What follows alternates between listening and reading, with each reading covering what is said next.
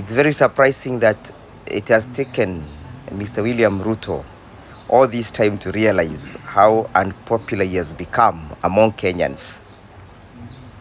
And Kenyans are raising very pertinent issues, Mr. William Ruto. If you have no one to tell you, let me tell you. Kenyans are raising about the question of accountability of your government. How accountable is your government to the people of Kenya? How trustworthy is your government to the people of Kenya? How have you expended our 7.1 trillion taxes and the monies that you have borrowed? Kenyans are asking themselves, last year's budget, which was 3.4 trillion, how did you expend it? When they go out there, Mr. William Ruto, they cannot see anything. There is no development that is happening in this country. From Isabania to Busia, from Busia to Loitoktok, from Loitoktok to Lungalunga. There's absolutely nothing that is happening in this country. So they're asking themselves, what is wrong with your government, Mr. William Ruto? Why can't you call your people to order? Even after the Gen Z called you to order, and you purportedly attempted to reshuffle your cabinet, we thought that the guys you have brought in will have the magic trick to make sure that things begin to run. But unfortunately, things are as they were when you took over power. Kenyans are saying that you've taken us back to Moi era, where the rule of law is not known, the rule of law is disregarded, the constitution has been suspended, you are ruling through your chest and not through the constitution.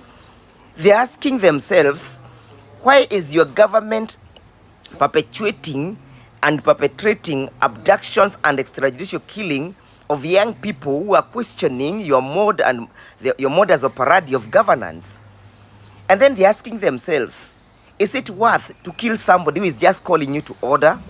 Is it worth to abduct somebody who is calling you to order and to reorganize yourself?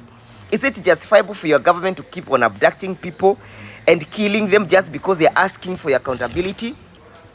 They're asking themselves, Mr. William Ruto, why have you decided to change every system that worked in this country? Today, as we speak, university students are not learning for one semester. Their exams are beckoning. Their lecturers have never been to their classes.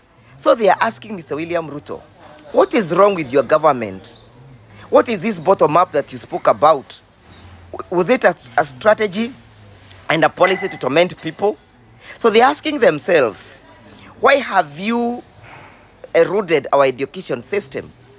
So those people who did their grade 6 exams, the parents are asking, wataenda wapi? What are they going to join? How will they join?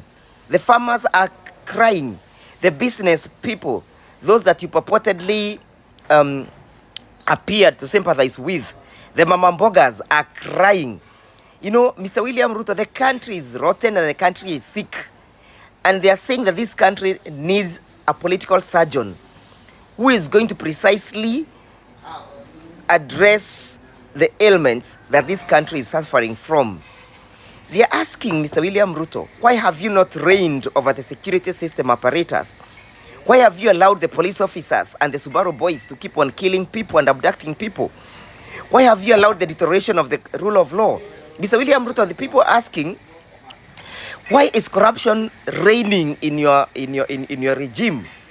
They're also asking me, Mr. William Ruto, why are you not able to reign on your corrupt officers? So, Mr. William Ruto, if you do not know what is ailing people in this country and why you have become so unpopular and why people are waiting for the second Tuesday of August 2027 to send you home, those are some of the issues that people are seeking to be addressed. And I know you don't have the will or the wherewithal to address those issues.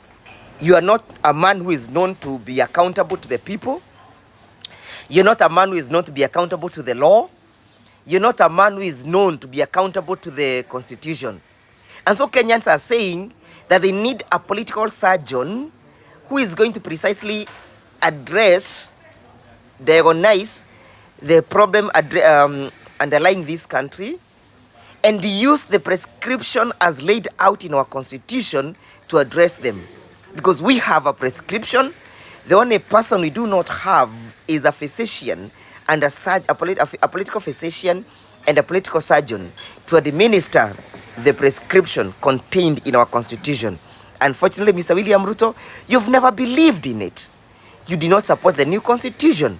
So the churches are up to protect their congregants and their faithfuls, and they are saying, do not touch the church.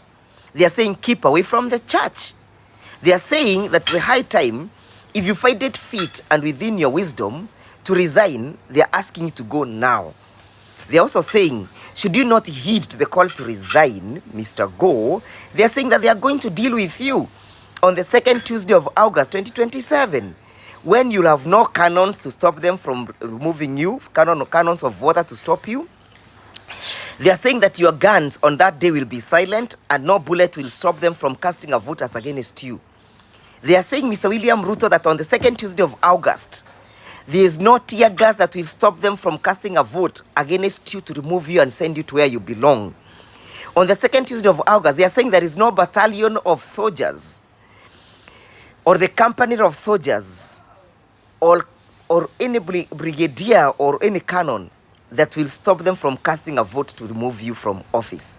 They are saying on the second Tuesday of August, Mr. William Ruto, there is no army batons or guns or bullets that will stop them. They will march to the polling station. From the polling station, Mr. William Ruto, they will march to the from the polling center, they will march to the polling station. From the polling station, they'll march to the polling booth. And from polling booth, they'll march to the ballot box. And they'll cast a negative vote as against you. We do not expect you to do anything. We are not calling for any sympathy from you. We endelea tu vile unakaa. Kaa hivyo hivyo.